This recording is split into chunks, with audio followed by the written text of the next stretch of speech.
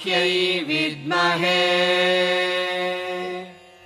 दण्डनाथायै धीमहि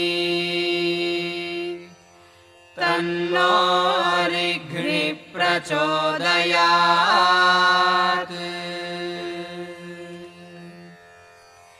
वन्दे वाराहवक्त्रां वरमणिमकुटां विद्रुमश्रोत्रभूषाम् हाराग्रैवेयतुङ्गस्तनभरनमितां पीतकौशेयवस्त्राम् देवीं दक्षोर्ध्वहस्ते मुसलमथ परं लाङ्गलं वा कपालम् वामाभ्यां धारयन्तीं कुवलयकलितां श्यामलां सुप्रसन्नाम्।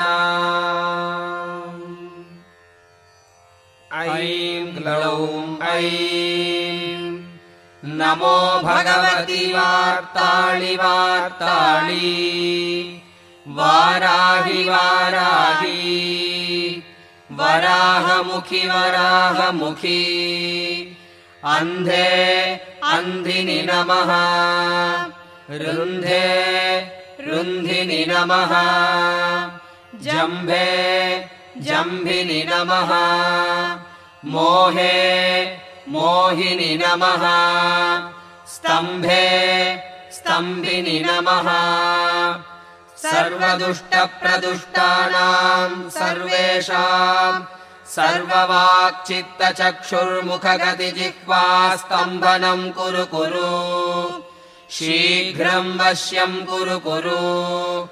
ऐं ग्लौं टह टह टह टह हुं फट् स्वाहा महावाराह्यम्बा श्रीपादुकां पूजयामि नमः।